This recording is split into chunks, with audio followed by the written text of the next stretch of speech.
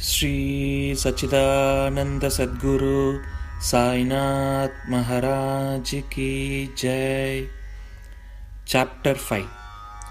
Baba's return with Chand Patel's marriage party. Welcome and address as Sai. Contact with other saints. His attire and daily routine. The story of Padukas. Wrestling bout with Mohidin and change in life. Turning water into oil. The pseudo Guru Jawahar Ali. Return with Chand Patel's marriage party. As hinted in the last chapter, I shall now describe first how Sai Baba returned to Shirdi after his disappearance. There lived in the Aurangabad district, in a village called Dhoop, a well-to-do Mohammedan gentleman by name Chand Patel. While he was making a trip to Aurangabad, he lost his mare. For 2 long months, he made a diligent search but could not get trace of the lost mare. After being disappointed, he returned from Aurangabad with the saddle on his back.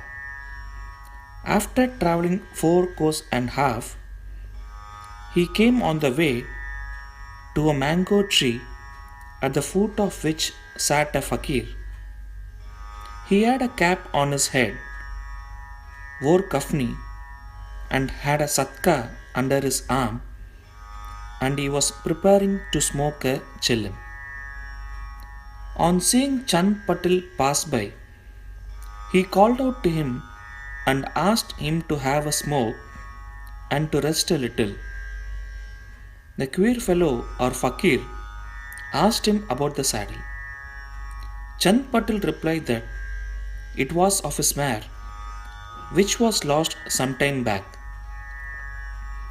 The fakir asked him to make a search in the nala close by. He went, and the wonder of wonders, he found the mare there. He thought this fakir was not an ordinary man, but a great saint. He returned to the fakir with the mare. The chillim was ready for being smoked, but 2 things were wanting. 1. Fire to light the pipe, and 2. Water to wet the chapi. The fakir took his prong and thrust it forcibly into the ground, and out came a live ember, which he put on the pipe. Then he dashed the satka on the ground, from where water began to ooze. The chapi was wetted with that water, then wrung out and wrapped round the pipe. Thus, everything being complete, the fakirs smoked the chillim and then gave it also to Chand Patel. On seeing all this, Chand Patel was wonderstruck. He requested the fakir to come to his home and accept his hospitality. Next day, he went to Patel's house and stayed there for some time. Patel was a village officer of Dhoop. His wife, brother's son, was to be married, and the bride was from Shirdi. So, Patel made preparations to start for Shirdi for the marriage. The fakir also accompanied the marriage party. The marriage went off without any hitch. The party returned to the Dhoop, except the fakir, who stayed back in Shirdi and remained there forever. How the fakir got the name Sai? When the marriage party came to Shirdi, it alighted at the foot of a banyan tree in Bhagat Mahalsapati's field near Kandoba's temple. The carts were loosened in the open courtyard of Kandoba's temple, and the members of the party descended one by one, and the fakir also got down. Bhagat Mahalsapati saw the young fakir getting down and accosted him, "Ya Sai, welcome Sai. Others also addressed him as Sai, and thenceforth he became Sai Baba. Contact with other saints. Sai Baba began to stay in a deserted masjid. One saint named Devidas had been living in Shirdi for many years before Baba came there. Baba liked his company. He stayed with him in the Maruti temple in the Chavadi and for some time lived alone. Then came another saint by name Jankidas. Baba spent most of his time in talking with him, or Jankidas went to Baba's residence.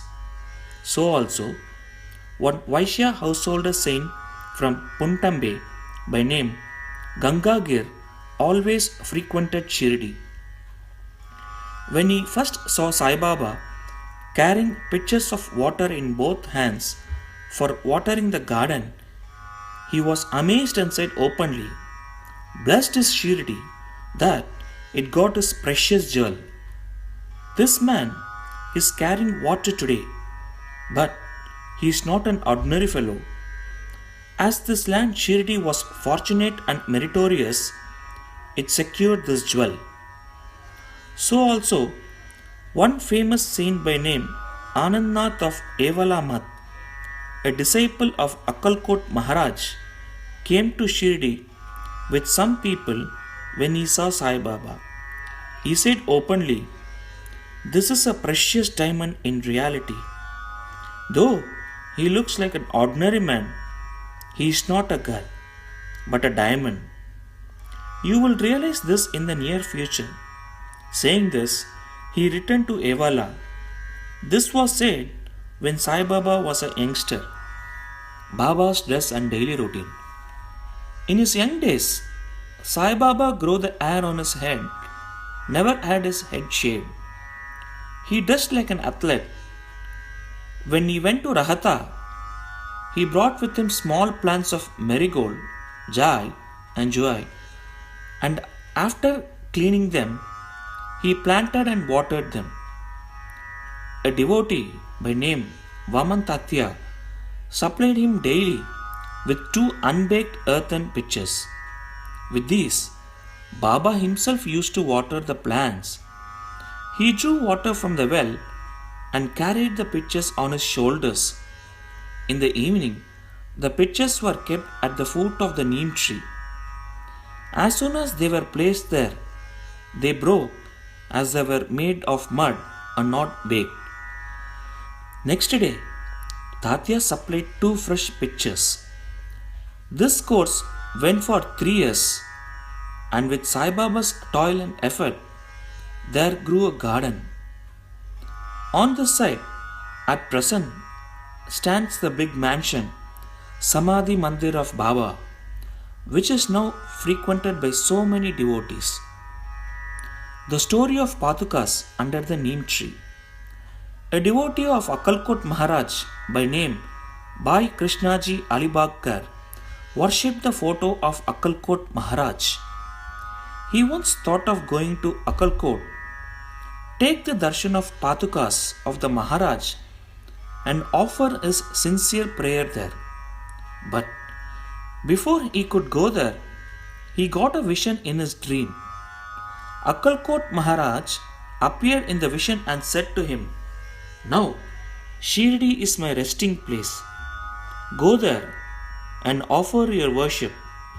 So, Bhai changed his plan and came to Shirdi, worshipped Baba, stayed there for 6 months and was very happy.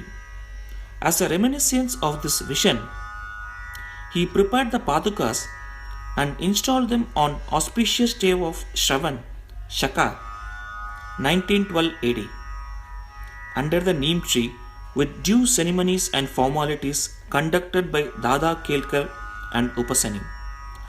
One Dikshit Brahmin was appointed for worship and the management was entrusted to devotee Sagun. Complete version of this story. Mr. B.V. Dev, retired Mabaldar of Thana and a great devotee of Sai Baba, made enquiries about this matter with Sagun Meru Naik and Govind Kamalakar Dikshit, and has published a full version of the Padukas in Sai Leela, Volume 2, Number 1, page 25. It runs as follows. In 1834 Shaka, that is 1912 AD, one Dr. Ramarao Kotare of Mumbai came to Shirdi for Baba's darshan. His compounder and his friend Bhai Krishnaji Alibagar accompanied him. The compounder and Bhai became intimate with Sagun Meru Nayak and G.K. Dikshit. While discussing things, these persons thought that there must be some memorial of Sai Baba's first advent at Shirdi and his sitting under the holy neem tree.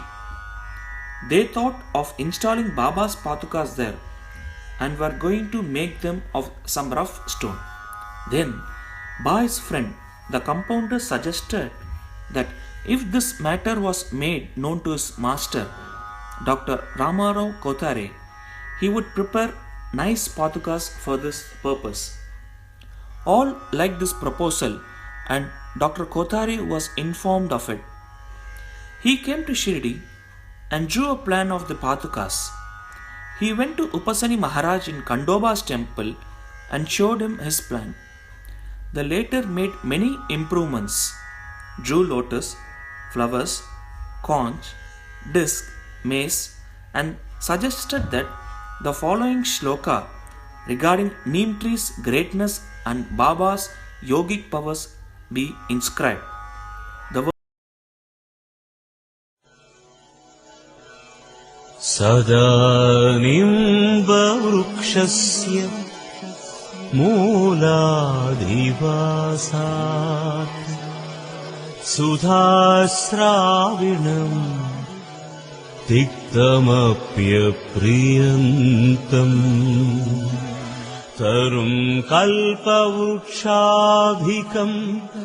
साधयन्तम् नमामीश्वरम् सद्गुरुं साईनाथम् नमामीश्वरम्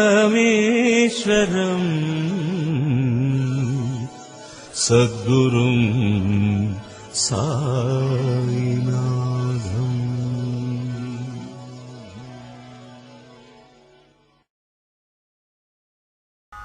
Upasani's suggestions were accepted and carried out. The Padukas were made in Mumbai and sent to Shirdi with compounder. Baba said that they should be installed on Purnima, 15th day of Shravan. On that day at 11 am, G.K. Dikshit brought them on his head from Kandoba's temple to the Dwarkamai in a procession. Baba touched the Padukas, saying that these are the feet of the Lord, and asked the people to install them at foot of the neem tree. A day earlier, one Parsi devotee of Mumbai named Pasta Seth sent ₹25 by money order. Baba gave this sum for installation of the Padukas. The total expense of installation came up to ₹100, out of which ₹75 were collected by subscriptions. For the first 5 years, G.K. Dikshit worshipped the Padukas daily, and then this was done by Lakshman Kacheshwar Jakadi. In the first 5 years, Dr. Kotare sent ₹2 per month for lighting the lamp, and he also sent the railing round the Padukas. The expenses of bringing the railing from station to Shirdi, that is ₹750, and roofing was paid by Sagun Meru Nayak. Now, Jakadi Nana Pujari does the worship, and Sagun Meru Nayak offers the Naivedya and lights the evening lamps. Bhai Krishnaji was originally a devotee of Akkalkot Maharaj. He had come to Shirdi at the time of installation of the Padukas in Shaka 1834 on his way to Akkalkot. He wanted to go to Akkalkot after taking the darshan of Baba. He asked Baba's permission for this. Baba said, "Oh, what is there in Akalkot? Why do you go there? The Maharaj of that place is here, myself." Hearing this, Bai did not go to Akalkot. He came to Shirdi off and on after the installation of the Padukas. Mr. B.V. Dev concluded that Hemad Pant did not know these details. Had he known them, he would not have failed to depict them in his Satcharita. Wrestling bout with Mohidin Tamboli and change in lifestyle. To return to the other stories of Baba, there was a wrestler in Shirdi by name Mohidin Tamboli. Baba and he did not agree on some points and both had a fight. In this, Baba was defeated. Thenceforth, Baba changed his dress and mode of living. He donned kafni, wore a langot, and covered his head with piece of cloth. He took a piece of sackcloth for his bed and was content with wearing torn and worn out rags. He always said that poverty is better than kingship, far better than lordship. The Lord is always brother of the poor. Gangagir was also very fond of wrestling.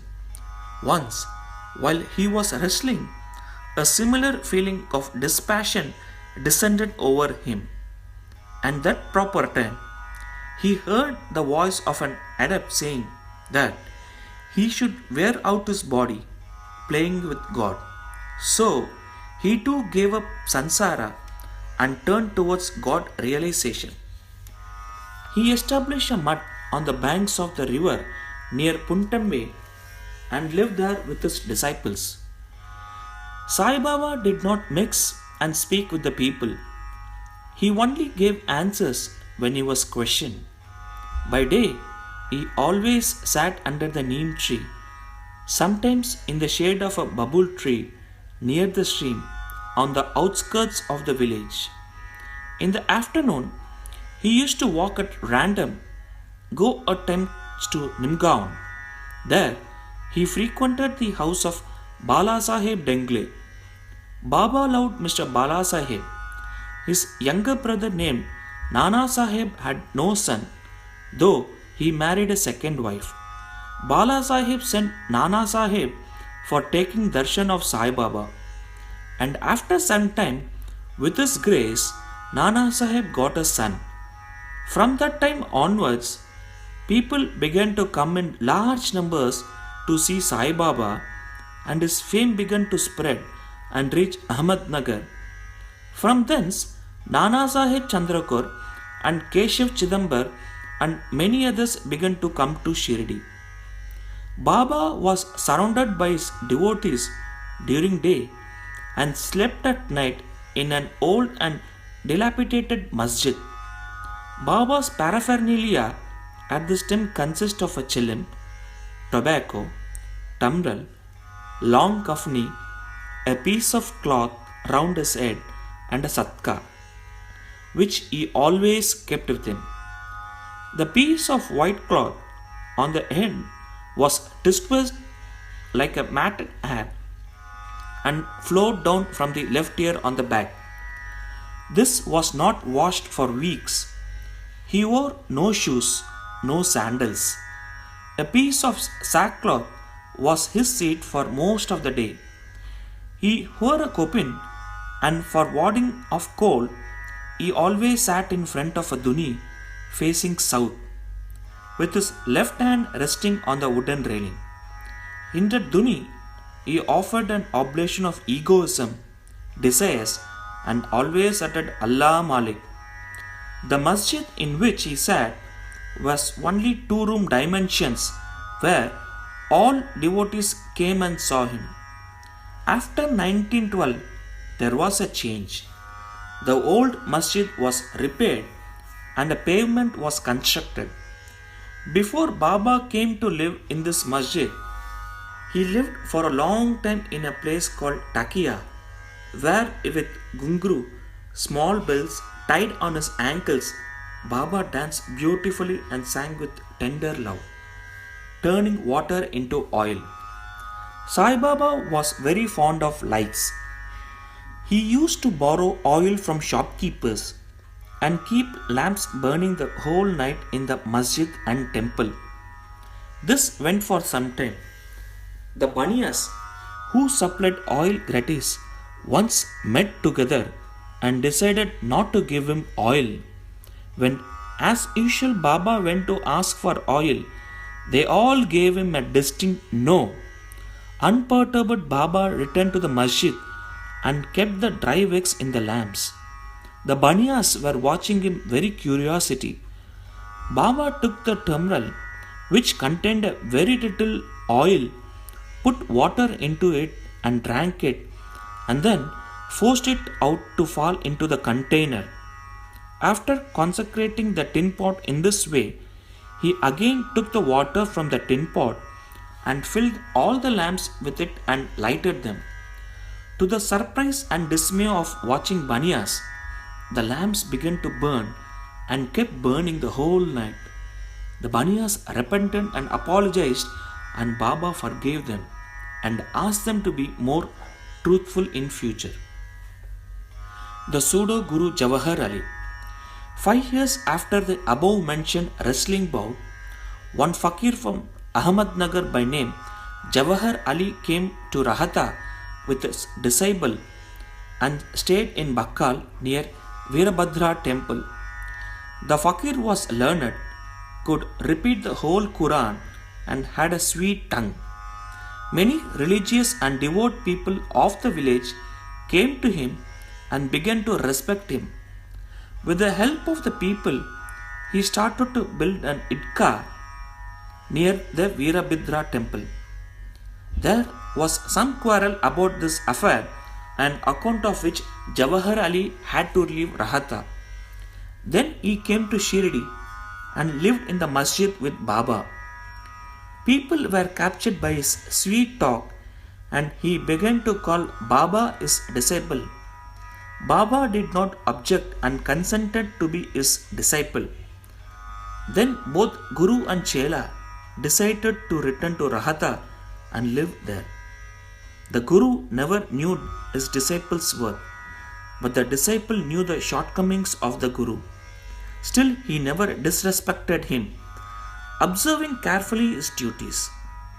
He even served the master in various ways. They used to come to Shirdi off and on, but their main stay was in Rahata. The loving devotees of Baba in Shirdi did not like that Baba should stay away from them in Rahata, so they went in deputation to bring Baba back to Shirdi.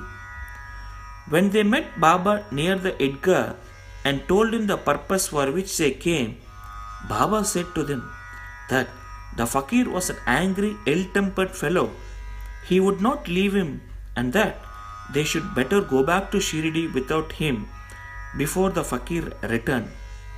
While they were thus talking, the fakir turned up and was very angry with them for trying to take away his disciple. There was some hot discussion and altercation, and it was finally decided that both the Guru and Chela should return to Shirdi. And also, they returned and lived in Shirdi. But after a few days, the Guru was tested by Devidas and he was found wanting.